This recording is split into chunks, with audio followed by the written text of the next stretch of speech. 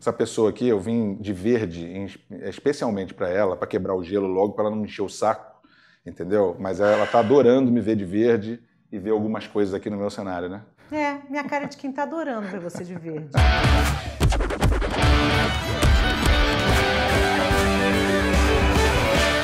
Flamenguista doente dessa pessoa. Nenhum flamenguista é doente. Não, Flamenguista é apaixonado. Você é doente, você é doente. Não Depois que você sou. falou que você casaria até de roupa do Flamengo, eu parei de escutar quando você começou a falar isso. Você é flamenguista até em Marte, eu não sei, você diz isso, né? Marte. É porque esse negócio assim, eu agora tô morando em Portugal. Que time você torce Portugal? Flamengo. Não, mas se você for morar... Flamengo. Sim, mas não tem nada a ver isso, né? O que tem? Flamengo, a pessoa viajar, a pessoa tá morando em outro lugar e não torcer para outro time? Não tem nada a ver isso, né? Pois é. Agora eu sou Guarani em qualquer lugar. É isso aí, sou Guarani em qualquer lugar. Não pronuncia isso, fica feio. Você gosta, né? Que eu sou campeão brasileiro de 78. As pessoas, né, sabem disso. Realmente. Não, cara, eu gosto muito do seu pai, mas ele não soube educar o filho. Só isso que eu tenho a dizer. Vem cá, tem um monte de gente que enche o saco o negócio de jornalista, que não pode falar time de futebol e o caramba. Você sempre falou que era flamenguista, né? Quando eu estava no Sport TV, eu era proibida. Mas o Armando Nogueira falava uma coisa que eu achava muito legal. Eu sou botafoguense, mas antes de ser botafoguense, eu sou ético. Claro. Todo mundo que é do jornalismo esportivo tem time. Óbvio. Eu também acho, eu sempre falo isso. Eu falo, não é possível, cara. O cara cobre futebol a vida inteira. Como é que ele começou a gostar de futebol? Exatamente. Como é que ele consegue gostar de futebol e não ter um time? Ele vai ter um time. Se ele for honesto com quem está em casa, com o telespectador, ou seja lá a linguagem que ele tenha, de jornal, o que quer que seja, o torcedor vai saber, não, ele é corintiano, mas ele está falando a verdade sobre Palmeiras. Tem que ser ético. Só não pode ser Guarani, filho do Zico, mas tudo bem. Bom, queria agradecer a tua presença aqui, agradecer que você veio de Portugal só para vir no meu programa, você já pode ir.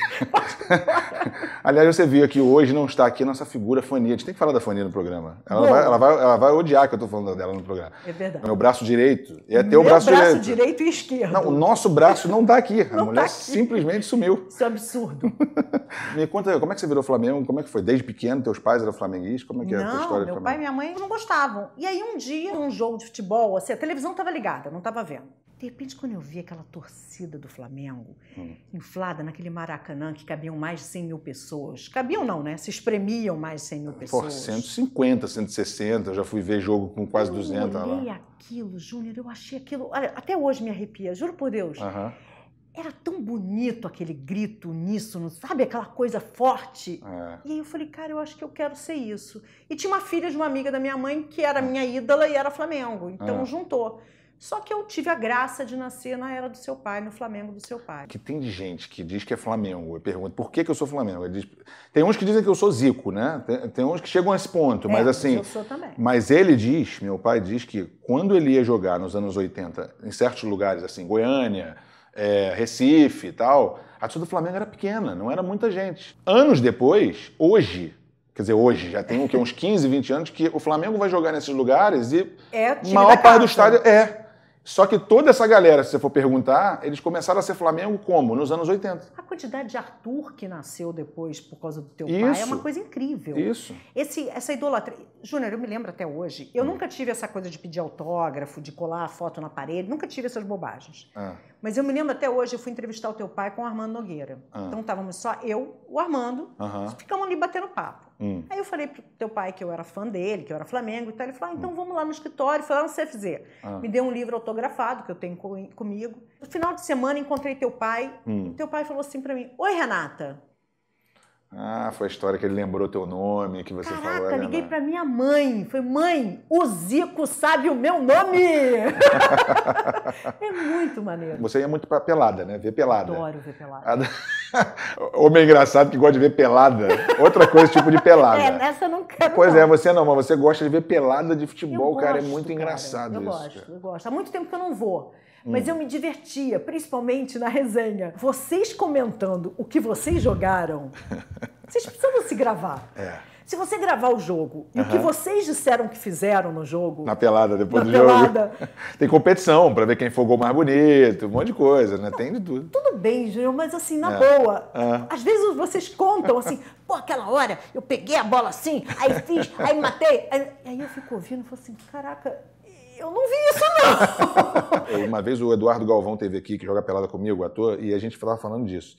Que a pelada ela não é só jogar futebol. Não. Ela é uma coisa meio que de homem mesmo, assim, não tem jeito. O homem quer jogar para depois ir comer churrasco, tomar cerveja e falar essas besteiras que você está falando. Eu costumo dizer que homem gosta de homem. É muito... Não, mas não, assim, não estou falando de nada... Eu sei, eu entendi. Mas eu acho engraçado que, assim, homem gosta de homem. Gosta de sair junto de moto, só um grupo de homens. Sair para beber chopp, só um grupo de homens. Jogar pelada, só um grupo de homens. Mas acho que mulher não é assim? Não, eu acho que a mulher, se tiver um homem no meio do grupo, ela não vai se incomodar tanto. O homem não. Ele se tiver gosta... uma mulher... Se tiver uma mulher, ela muda o papo todo. Muda o clima. E eu acho interessante isso. E eu gosto desse mundo masculino. Uma vez o Ronaldo, fenômeno, virou pra mim e falou assim, pô, tu é meu parça, né? Vamos sair um dia pra pegar uma mulher. Eu falo isso com a Fani. Eu falo nós quatro aqui, os 4 homens aqui na sala, ela grita comigo, mas porra, fala você. E no meio do futebol eu me acostumei a falar muito palavrão. Não, jornalismo sério? esportivo. Não lembrava disso. Nem lembrava. Né? Nunca reparei isso. E assim, falo coisas absurdas que às vezes meu marido fala assim, cara, quem é o homem aqui, né? Mas, cara, você vira um pouco homem, até como uma defesa, né, Júnior? Eu lembro, uma vez a gente estava aquele negócio do Parreira de treinadores, o congresso era... Que eu sempre ia. Futicom, não sei, era em dezembro. E aí eu lembro que estava você e a Vanessa Rich conversando. E eu estava lá, eu sou amigo de vocês duas, e eu falei assim, pô, as duas estavam bonitas, bem arrumadas. Eu falei assim, cara, eu vou ficar aqui do lado das duas, para todo mundo ver que eu tô do lado de 2 mulheres aqui, né? Eu sou o cara, né? O cara. Quando eu cheguei do lado, tava vocês duas assim, porra, o cara não pode pegar o lateral direito, o cara tirou, porra, não avança, cara. Porra, toma no gol, você quer falar. Aí eu comecei, eu falei assim, gente, eu comecei a me afastar. Falei, eu não quero ser visto com essas 2 figuras aqui. Falando desse jeito, cara. Vocês não vão falar nada de novela de maquiagem, nada, não. Nada, só fala de futebol, cara. E tem uma coisa engraçada. Eu vi uma cena que eu nunca mais vou esquecer. Um jogador famoso, muito famoso, estava dando uma festa de aniversário, chamou um parceiro dele também. Histórias de Renata Cordeiro. Também um campeãozaço. E esse campeãozaço tinha acabado de descobrir que tinha levado um chifre da mulher. Aí tava um grupo de samba lá e ele falou assim, aí o primeiro, né, o aniversariante, falou, toca uma música de corno aí. Fulano, vem aqui, mandei tocar uma música pra você. Cara, e a gente caiu na gargalhada, porque o cara tinha acabado de descobrir que tinha sido corno. Se você faz isso... E homem só sacaneia ele. Só sacaneia, e todo mundo riu. Se você fizer isso com 2 mulheres, imagina eu... Descobri que alguma amiga minha foi corno, ela descobriu, tá arrasada.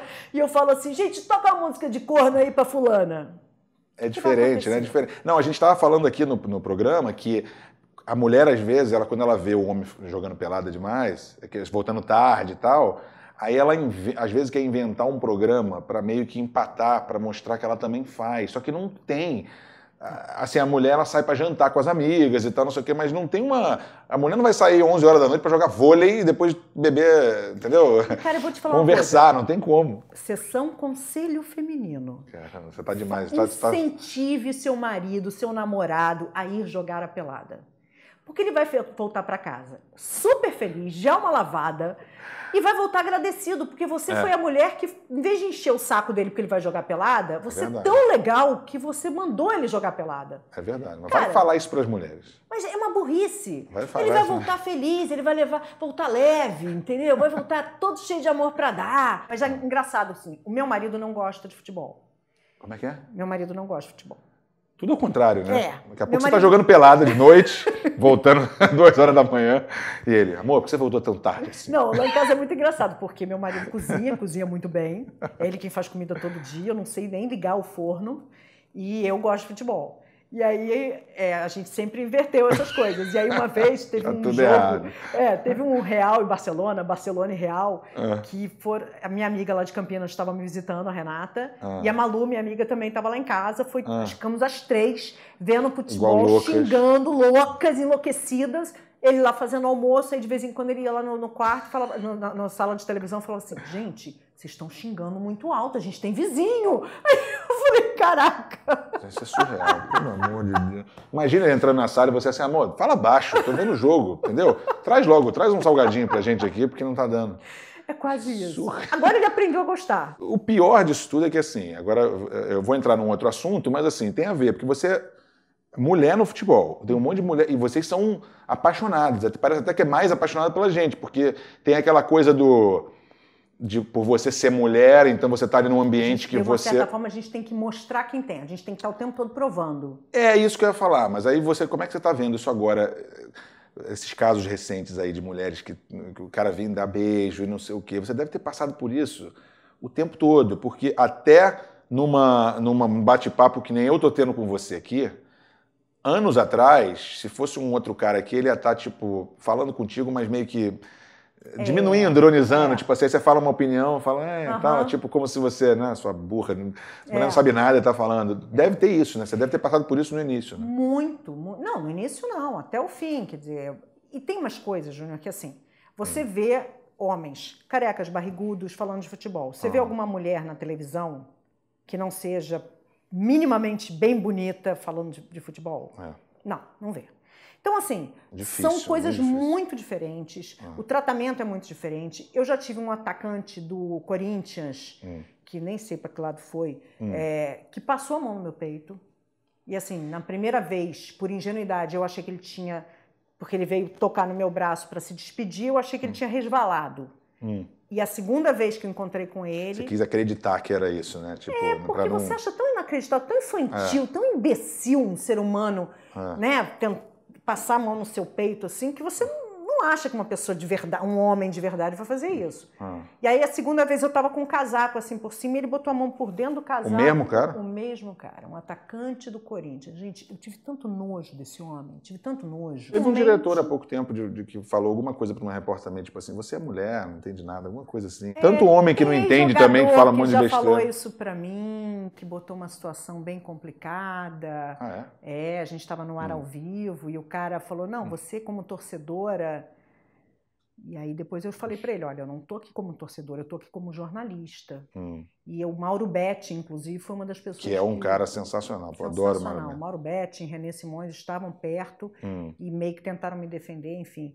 Uma situação muito desagradável, muito deselegante. Quer dizer, eu vivi isso até recentemente. Eu acho que é muito difícil para os homens verem a gente em outra posição, até mesmo quando elogiam. Né? No Instagram as pessoas falam assim, musa do... A pessoa não vê você como jornalista. É porque é um mundo que gira em torno disso, né? Um machismo meio que... O próprio símbolo, a musa. Né? Você começa com musa. Esse fato de você querer colocar só mulher bonita o tempo todo, ainda piora a situação. Eu acho. Assim, também acho. Eu sei que a mulher não tem culpa disso, né? O jeito que ela está vestida não tem nada a ver uma coisa com a outra. Mas assim, você só colocar mulher novinha e bonita, que mensagem que você está querendo colocar... Ao invés de você ter conteúdo, de você ter uma pessoa ali que entende do negócio, que sabe apresentar, que é o que a gente só vê. A gente só vê mulher bonita, nova, vocês vão começando a ficar mais velhas e começa a ter uma... A gente vai perdendo espaço, a gente é tirada. Você me falou isso. Não adianta você dizer assim, pô, mas a Renata tem mais experiência do que a fulana. Sim, mas a fulana tem 20 anos, a Renata tem 48, a fulana tá mais gostosa do que a Renata. E isso é mais importante, isso tem mais valor. Eu vivi isso até agora, entendeu? E é muito desagradável isso. Eu nunca tinha... Assim, a gente não repara tanto assim, igual quando você começou a chamar a sua atenção para mim, que no fundo é verdade, né? Quer dizer, você não vê uma mulher mais velha apresentando isso, uma mulher que trabalhou muitos anos. Difícil, né? Difícil. Como um cara igual o Milton Neves, assim, mais velho e tal, esses caras mais velhos que apresentam, os comentaristas são todos mais velhos. Os comentaristas são mais velhos, e muitos carecas, e muitos... tem homem bonito e homem feio. Claro. E isso não importa, importa o conteúdo que ele tem. Mas no caso das mulheres não é isso que importa. Mas é uma coisa, Júnior, eu vou te falar uma coisa. Teve uma vez que eu estava assistindo no Jornal Nacional, era uma cientista, não sei o quê, e a mulher estava com o cabelo todo desgrenhado. Aí eu olhei e falei assim, pô, essa mulher podia ter pelo menos penteado o cabelo, né? Foi dar entrevista no Jornal Nacional. Aí eu parei e falei assim, caraca, você preconceito mesmo. meu. Então é engraçado, eu acho que a gente tem que mudar mesmo as mulheres, né? Nessa forma de ver. Também tem uma coisa, né? Só agora, porque quando que começaram a aparecer mulheres novas apresentando programas de futebol? Até tinha nos anos 80, 90, até tinha, mas de 2000 e pouco pra frente... Mas era sempre aquela coisa de ler o que estava escrito por um homem. Eu lembro na Bandeirantes, a Simone Mello, lembra que tinha algumas... Tinha algumas que não, tinha algumas que falavam. Mas eram raras. É verdade, eram raras. É verdade. Hoje não, de 2000 e pouco pra cá, as mesas redondas só tinha homem. É verdade. Todo programa hoje tem uma mulher. Mas geralmente sempre bonita. Sempre bonita e às vezes só para ler os e-mails que chegam. E-mail agora não tem não é mais e-mail, mas para ver as mensagens que chegam pelo Twitter, pelo não sei o quê.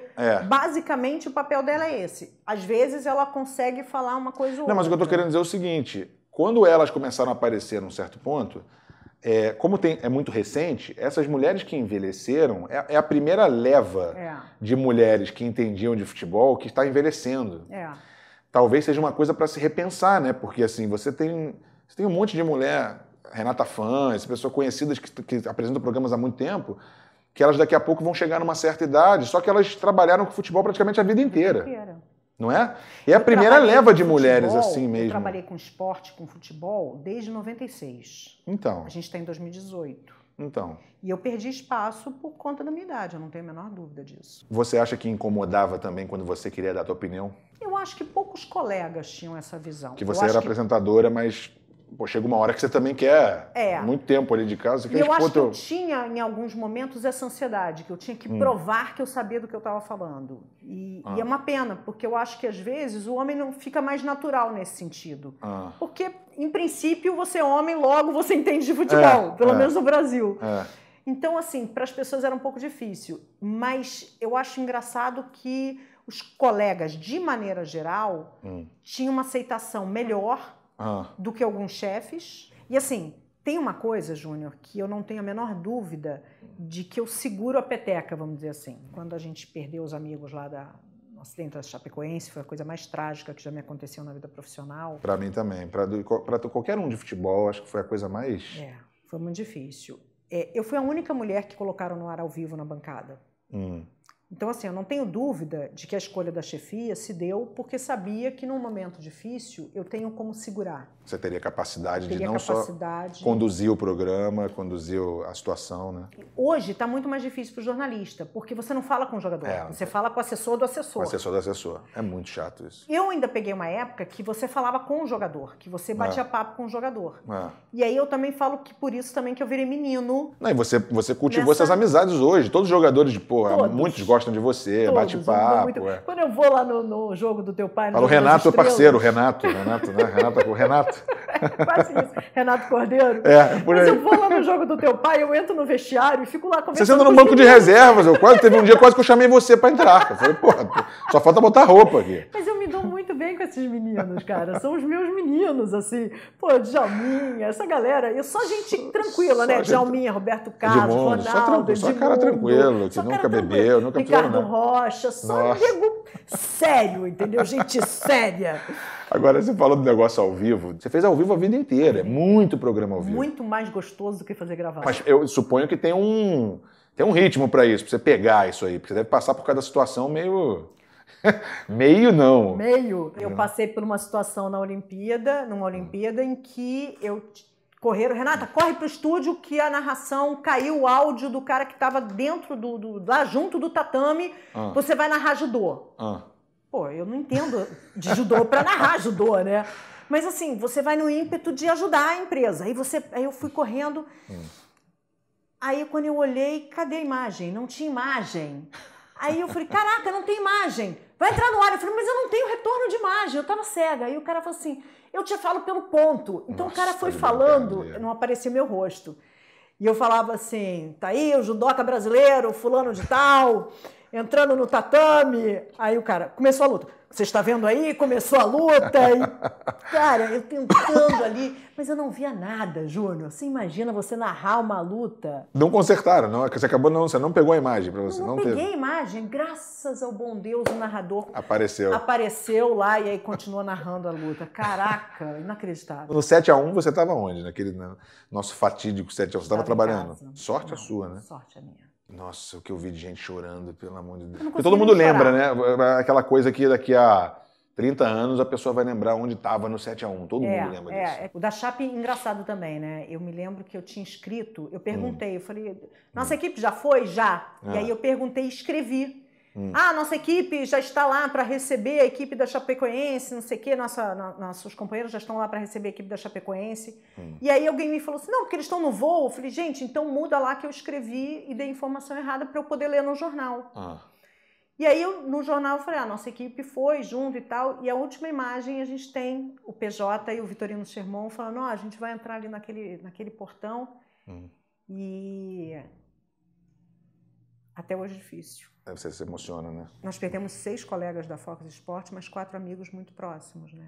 Mário Sérgio, aquele sem vergonha querido. Não, eu falei muito aqui com um beijo de um programa que a gente fez lá com o Mário Sérgio, que eu não conhecia.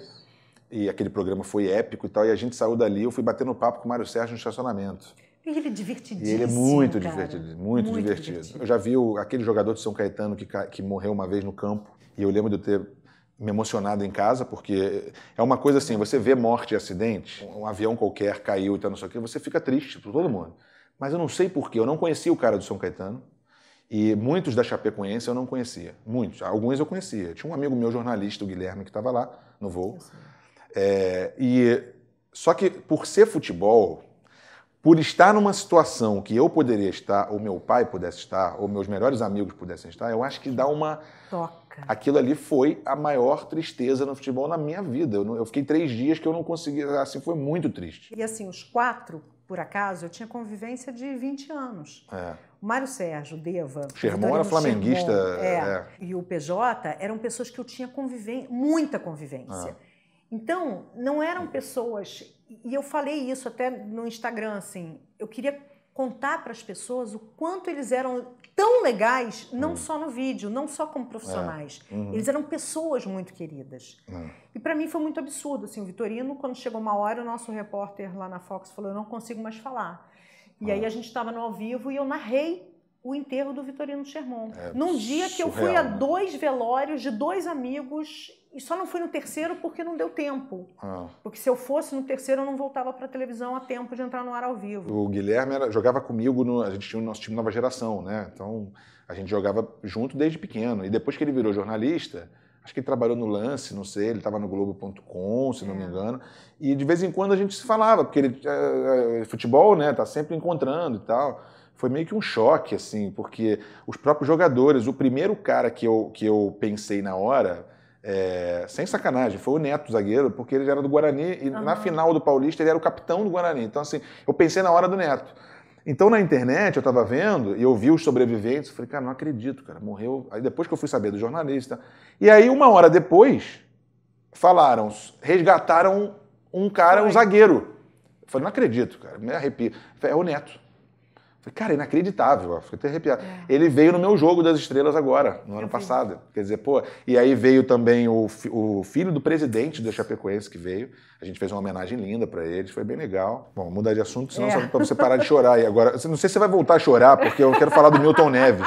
Porque você falou já ao vivo, pode chorar de novo, porque o Milton Neves, eu lembro, foi marcante aquela época ali, porque você defendia o futebol do Rio. E vocês saíam na porrada de discussão. O futebol do Rio tava uma caca naquela época. E os times de São Paulo ganhando tudo. E o Milton Neves implicava contigo todo santo dia. E tinha hora que eu achava assim, cara, esse cara, daqui a pouco a coisa vai ficar séria, porque brigava muito. E vocês são amigos até hoje, né, cara? Ele é mó barato. Ele é mó barato. Eu acho o Milton um comunicador. Em toda a acepção da palavra, assim. Tanto no marketing, como no jeito de falar. Tem gente que vai assistir o Milton Neves para xingar o Milton, mas assiste. Não tem como. Eu acho isso um barato, assim. E ele fala, não faço merchan, é só o que ele faz. Mas você sabe que olha que visão que ele tem. O Milton começou com um portal, com um negócio de internet, antes de existir, por exemplo, do UOL. É verdade. Então, assim, ele tem uma visão muito... É gigantesca, do tamanho dele mesmo. E tem aquele caipirão, figura... Mas nessas brigas aí não tinha nenhuma que vocês ficavam assim, tipo, sem se falar algum dia ou não? Nunca aconteceu isso? Não, porque eu nunca me senti desrespeitada. Uma vez o doutor Osmar falou, eu mandei no ar, porque ele fez uma brincadeira de alguma coisa assim... Falecido doutor Osmar. Falecido doutor corintiano, Osmar. Né? Uma vez eu falei alguma coisa do Flamengo, fiz um comentário, o Flamengo tinha feito um jogo, e eu fiz o comentário do jogo. E aí o doutor Osmar falou assim, não, mas você tem que falar como jornalista, não como flamenguista. Eu falei, por quê? Quando o senhor fala como corintiano ou como apresentador comentarista? Aí ficou um clima pesado. E ficou um clima assim, meio estranho. Entendeu? Porque realmente eu aprendi isso, do jeito que vem, vai. Então, uma coisa é você brincar. Outra coisa é você petardo. Petardo vai vir, vai voltar. Agora eu tô vendo você morando em Portugal, chiquérrima, né? Morando em Portugal, largou o Rio de Janeiro. E você, que eu amo. E você, eu tô acompanhando no teu Instagram, você tá meio, como é que fala? Blogueira não, mas aquela coisa de viagem, vai em restaurante. Eu acho isso mais barato, acho isso muito legal. Júnior, o jornalismo corre aqui. Então, por mais que eu às vezes falo assim, você é o quê? Eu sou ex-jornalista, eu brinco, né? Mas, cara, eu vou num lugar, eu vejo uma coisa maneira, eu tenho uma vontade de contar para as pessoas. Jornalista, na verdade, é o fofoqueiro de carteirinha. Então, assim, eu fico assim, caraca, queria tanto que as pessoas soubessem como isso é legal. Aí eu vou lá e faço no Instagram. Um brinde aí. Obrigado por você ter vindo. Vai voltar mais vezes, depois quando você voltar de Portugal, Sempre que você me convidar, tô aqui.